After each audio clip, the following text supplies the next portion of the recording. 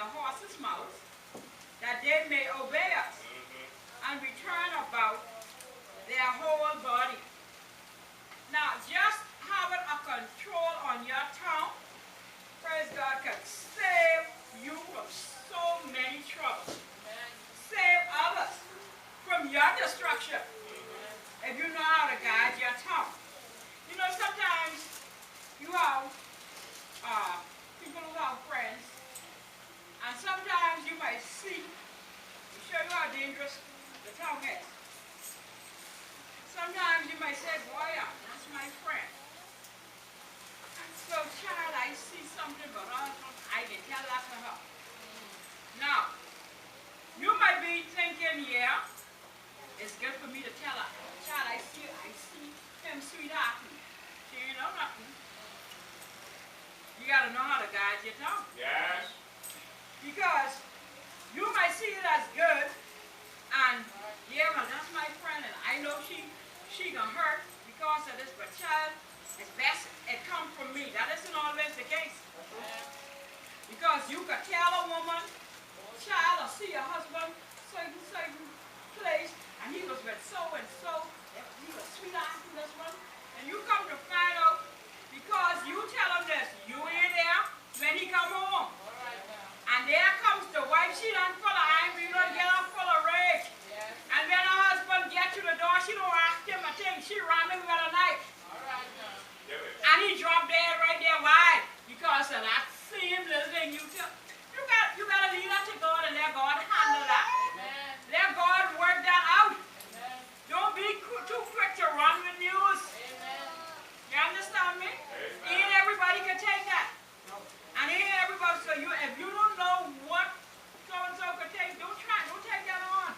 You better go and put that husband before God. Put that wife before God. Ask God to protect the wife. Ask God to fix the situation. Don't try to deal with that yourself. Child, I just come to tell you this little hot piece. And then I tell it right back. You come to break up a house. Yeah. Destroy it. God will prepare that woman in the right time that she would be able to do no destruction. But when you try to fix it, you can't wait to tell the news. And then when you don't tell it to her, you go down the road and you tell so-and-so, child, I see so-and-so husband, child, she's my friend. I see your husband with so-and-so. That one go tell it to the next one. The next one go tell it, you spreading it more than everybody else. And you figure, I did good. You got to know how to put things before God. Amen. Lord, this is what I see. You hear the scripture say, you ought to be more swift to hear, so to speak. Hello? Be slow to speak. Don't be too anxious to run the news. Because you don't know. And then when you down here, that so-and-so child, so-and-so kill all this much. And come to find out, you is the one who caused it. Yeah. How will you feel? How will you feel? That wouldn't be a good feeling. That would be, now you feel like you was the murderer. Well, in essence, you are. Because if you didn't open your mouth and say so, the person probably would have been living. And so you can't be too hasty in your spirit to run with things. Learn how to put it in God's hand. Yeah. It says, a froward man, verse number 28 of Proverbs 16. A froward man soweth strife, and a whisperer separated chief friends. There goes that tongue again. Froward is sowing strife, and the tongue separated chief friends. You know how many friends? That were friends for many years. Whoa. And all because of the tongue. Well. Child, I hear so-and-so. I didn't think. Child, she is your friend. And you should hear what she said about you. You got to guide your tongue. You got to be careful. You don't know the destruction that is brought on by the tongue. And so go back to James chapter 3. And it says, for every kind of beast, and of birds, and of serpents, and of things in the sea, is tamed and hath been tamed of mankind. Now isn't that something? Yes. The most dangerous of snakes has been tamed by man. They could get the snakes to do this, and do that, and then you read about the snake don't speak your language. No. How is that? That's a serious subject. The horse, the dog, you name them, the lion, you name them, they have been tamed by someone. Yeah. But the word of God says, but the tongue can no man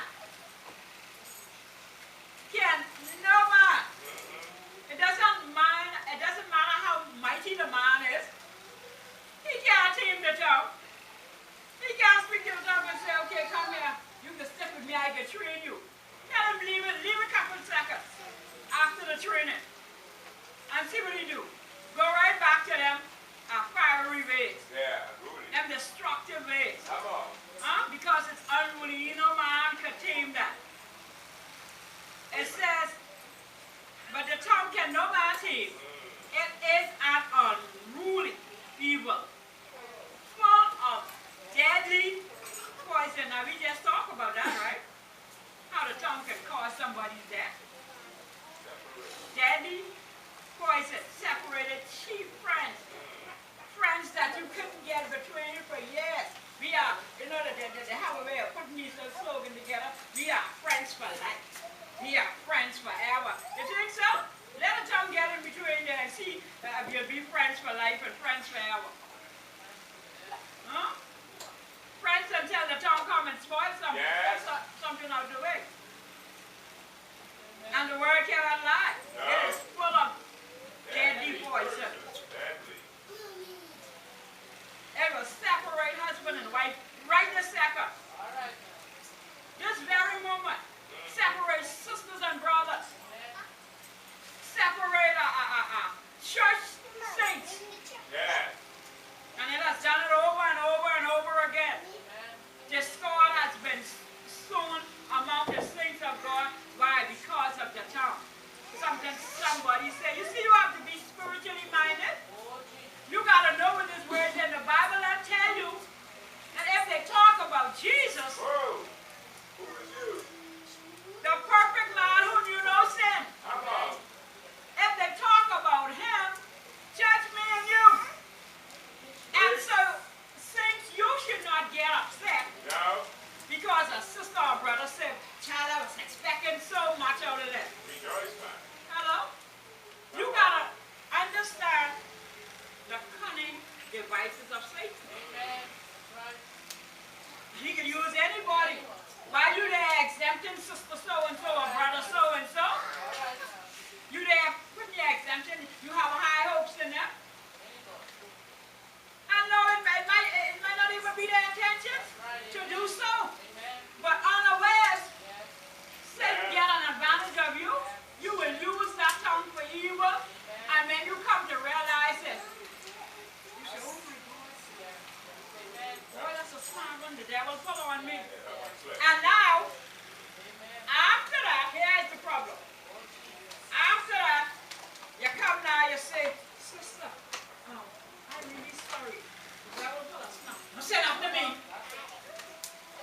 Don't say nothing to me. I had you esteemed highly among the saints. You just conduct song service. You is preach. You is do this. And you don't have the forgiving spirit. And that causes what? Discord among the brethren. Yeah. And then so this one, go and tell so-and-so, but child, you wouldn't believe, but so, child, she's the minister, and then the other sister in the church, she decided, well, child, don't lie. She said, I believe that myself. Child, I can stay out of it. And so you got one side of the church over here in the corner. They talking to sister so-and-so. Because of that one little thing, man, she don't ask him, I'm sorry. Forgive me. This what the tongue just do. It breaks up churches. Why you think there are so many other churches rising up out of another church? Because of discord sown among brethren, and the brethren that have not forgiven one another, and so they take it. How you can move on and you ain't forgive somebody? No.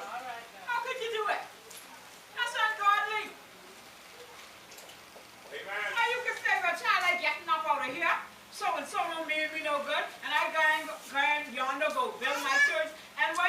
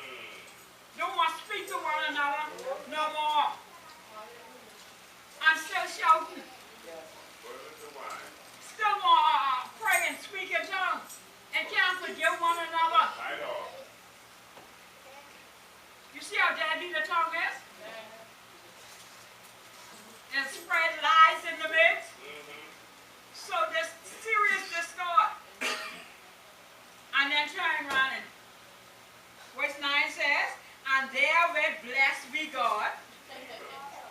When you don't do this, then you want to come into church, holy hands, we're lifting up holy hands. Put it down. Come on. You done saw all that discord and now you want to come down, but you lifting up holy hands. Your tongue was in sanctified so your hands get clean. Because he said if you are able to bridle the tongue, then you are able to bridle the whole body.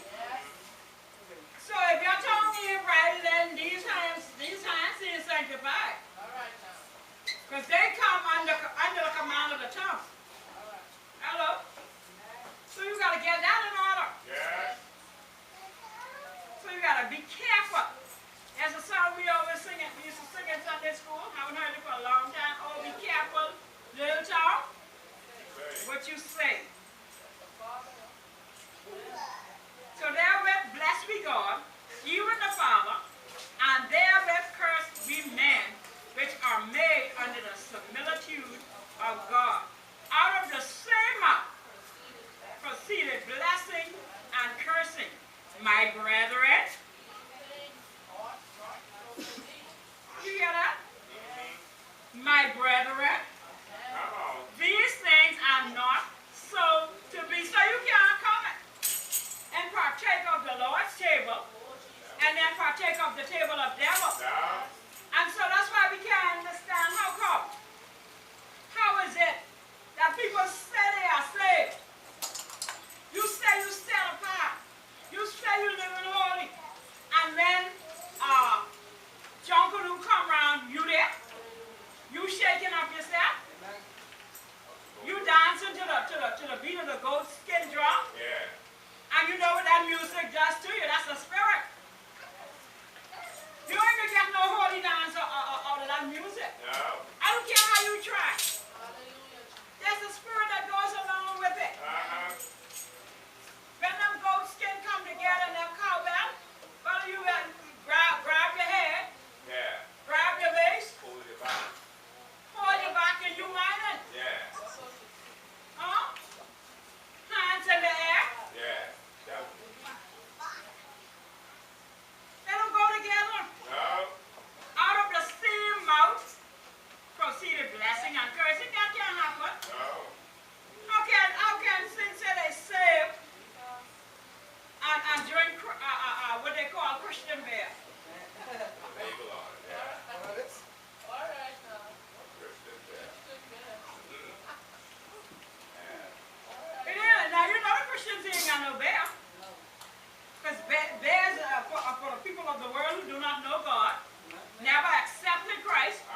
Hello? They never put their hands to the plow. But you got the saints of God that say they are saved. How is it that Christians want nightclub? Yeah. Yeah, you're talking about Christian nightclub. Did y'all ever see that in the Bible? No. Christian nightclub. You know that was of the devil. I never read nowhere in this word where Peter and Paul them had a Christian nightclub. Yeah. The saints at Corinthian had a Christian nightclub. Oh God. Huh? Where it come from? And people put everything Christian, and once you sing a song and you put Jesus in it, hello? They forgot it's okay. That's all right. Blessings and cursings cannot proceed out of the same mouth. That don't work. It says that a fountain sent forth at the same place sweet water and bitter. Go there to the sea. Drink that water, and when you drink it and you swallow, send fresh on the left and salt on the right. Do that for me, please. Let me get the salt. All you can get out of that water out there is salt. You ain't gonna get the salt water out there trying to pretend to be fresh. Just the salt. That's salty. Amen. Come on. Well, it's sweet water don't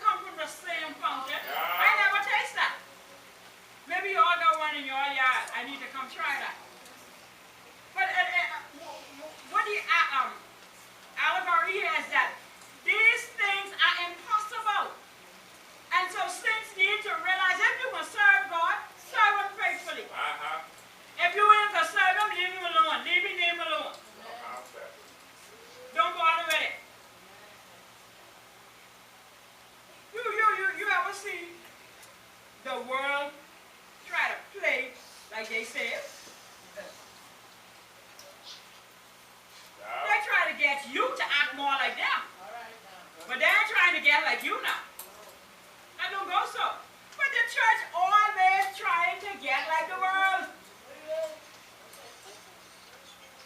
They're always trying to imitate the world. The Bible says you are the light of the world. You is that one who's supposed to stand out. You are the one who's supposed to shine. You are the one who's supposed to make a difference in your conversation, in your conduct, and everything that you do. In your dress, that's another thing. You're supposed to make a difference. You ever see the police officer? When he goes on duty, everybody knows that's a police officer. They don't try to change that and talk about, boy, I like somebody that tonight, because I don't want nobody to know who I am. They display that gold clearly and distinctly. But saints of God, they're afraid to display holiness in their dress. That's your identification mark. The way you dress, the way you speak, the things that come out of your mouth, the places you go, the things you do. They're supposed to display who you are, whether you are a Christian or no. The nurse, she goes to work in her uniform and it stands out clear. They ain't ashamed. The police officer ain't ashamed. Even down to the bartender. Huh? You know that can't look nuns. They stand out. They don't change their dress code. That's them. But saints of God, they are ashamed to be holy. They are ashamed to stand out. They are ashamed to make a difference. Ashamed for somebody to say, oh child, she's a Christian. Or oh child, she's a holy ruler. They're ashamed. And so when they're in church, they live one way. And then when they're out of church, they come to church all dressed out. But when you go out on your job, you got on your pants. Hello. Your doctor did a bit of makeup. Come on. Make up your mind. Who will you serve? We know people out there saying, oh, you don't got to do all of that. You don't got to do all that. God ain't looking at you. Your clothes. He's looking at your heart. That's what they say. How I get it? Turn to Genesis 35. I just moved. I said, God ain't looking at what you got on. All he wants is your heart.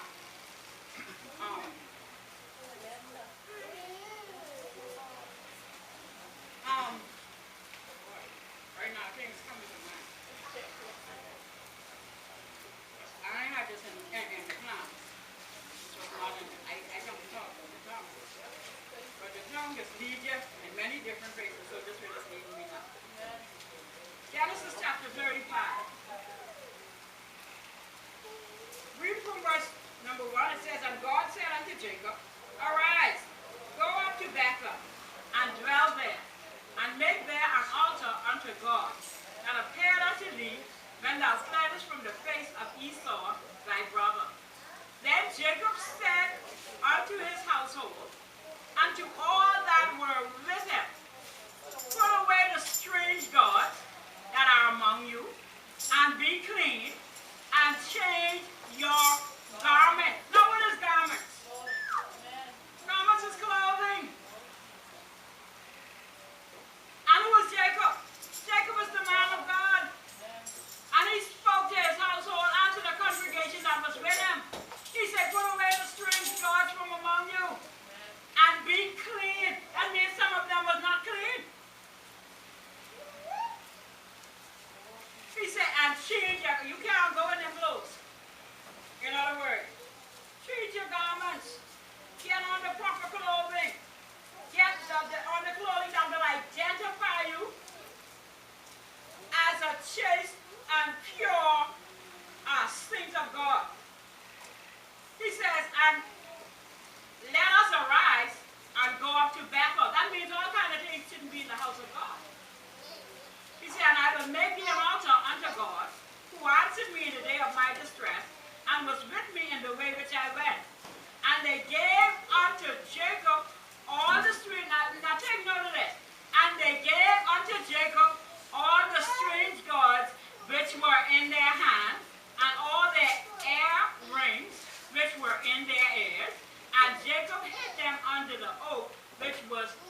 Shika. Now notice that. Jacob told them to put away the strange gods, to be clean, to change their garments. And I don't see there where nobody say, child, you ain't my mom, and you ain't my pop, and you want me to look old. I ain't giving you these things. These cost too much. Ain't nobody complaining. The book say, and they gave. They yielded themselves and they gave them up. What you holding on to that you don't want to give up? You serving the Lord? He said, let me read that again, in case you all miss it. He said, and they gave unto Jacob. Remember Jacob was the man of God? Yeah. All the strange gods, and notice how they break this down, which were in their hand, and all their earrings. So if they gave up the earrings, that means they gave up the chain to it. Come on. Somebody going home? Oh. They gave up their chain. Oh. They gave up the bracelet. Because you notice, when he specified the earrings, yes, that speaks concerning the jewelry. Come on. So that they gave up the earrings, they gave up the chain, yes, they gave up the ankle bracelet, whatever. They gave it up. This is the man of God. They ain't been that child of mine. I ain't seen nothing. Ain't nobody complain. No. I ain't seen nothing wrong with it. I ain't see what that's got to do with me being a Christian. Give it up. They gave it up. Because that was the requirement of God. Uh-huh. And all they wanted to do was please God. That's all. That's all. No questions asked. If God comes to you and say, do this, you just do it. You don't need that question. You can imagine every time you tell your children do something. Why? No questions asked. And the thing about it is, you ain't made no children. No. Hello. God. But you are God's handmaid. Mm-hmm. And the word says, shall the thing form, say unto him that formed it, why you make me like this? Huh? Or many Christians say, many people are saying why you make me like this. Yeah. That's why they going and they adding on hair. They adding on nails. Yeah. They painting them. They adding on all kind of things now. People got so much fingernail they can't. They're working on their job and they can try to pick up the money. Yeah. So they gotta do like that. Break it. My Lord. Because they're birds. Scratch it. They got claws. Put the chicken and scratch it to get food. God doesn't make you. The word that tell me you are fearfully and wonderfully made. Yeah. Now you think you're gonna do a better job than God? My Lord. Come on. Suppose God had made us to the place where when we go to the bathroom to bathe, this here melting come out. Yeah. Anybody understand what I say? Yeah. All that drop off. All this drop off. See, you can do a better job. That's why when you buy your makeup and things, you always got to go wash this off and then put back on again. But God didn't make you like that, so when you go in the water, you dissipate. And then you got to be redone again. No. He did a wonderful job on you. Look at yourself. I believe the people who wear makeup and they always refer to those people, who say, child, if just go on, that's because they have a low self-esteem. You got a low self-esteem if you got to be dependent on some brown powder, some regular. Your self-esteem extremely low. You are fearfully and wonderfully made. Yeah.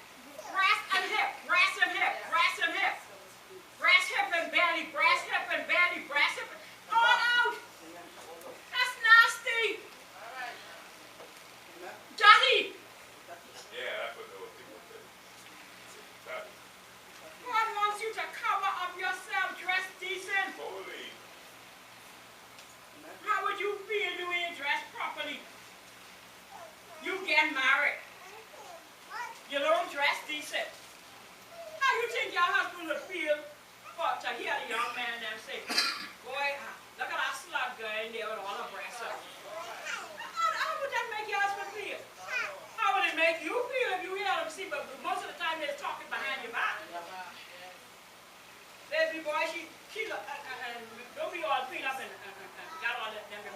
Jesus, look at a bundle of pain coming here. Huh? They talk. You don't believe that, eh? Turn to Jeremiah. Chapter 4. Jeremiah chapter 4.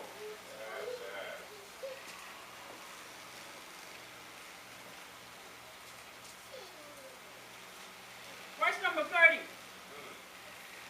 It says, and when thou art spoiled, what wilt thou do? Notice that now. When thou art spoiled, what wilt thou do? Okay. Though thou clothest thyself with crimson. Now, just that verse right there when you read this.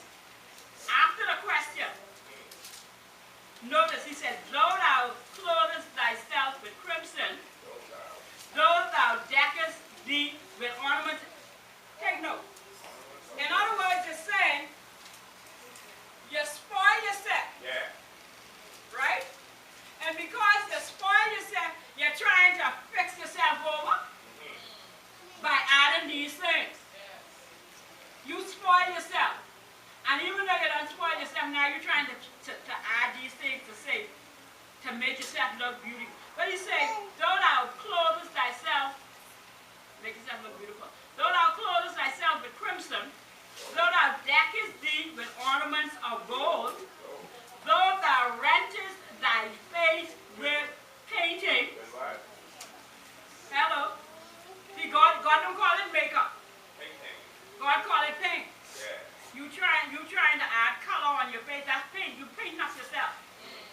In vain. It says, in vain shalt thou make thyself fail. And we don't run there. Because that's why you got to wash it off. Because it didn't mean it. You can't keep it. No. You got to keep washing it off. Putting it on. Putting it back on. You got yourself now like a house, you know. You need a pressure washer. Primer. And then after that you got to prime it out and then put on the paint.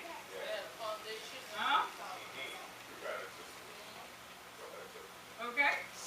And he said, in vain shalt thou make thyself fair. Now notice the next part.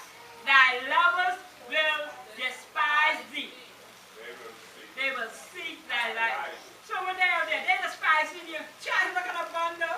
Look at she ugly, eh? Why she thinks she pretty? She thinks she look good. You're dressing in pieces of nothings. And they say, Jesus, this is a nasty woman. Why do you think she gonna buy? I want to see me. They're ducking and hiding. I want to see me. She can make me see him. I won't be with her in the dark. I'm in the light. They despise you. And this is clear in the word. Now I get over here. You was talking about the dog. But nevertheless, whatever God requires out of this word, this must be do. Amen? Because we only can get to heaven by the word of God. And in no other way. It doesn't matter what a man come and tell you. If the word does not back up what they say, it is worthless, it is useless, it is no help for your soul. Amen. And so I trust today that the word somehow will bless your heart. You will be encouraged and remember, honor God's word. Yes. Because this is what will stand forever. God bless you today in Jesus' name. Amen. Thank you, Lord. That's all I heard.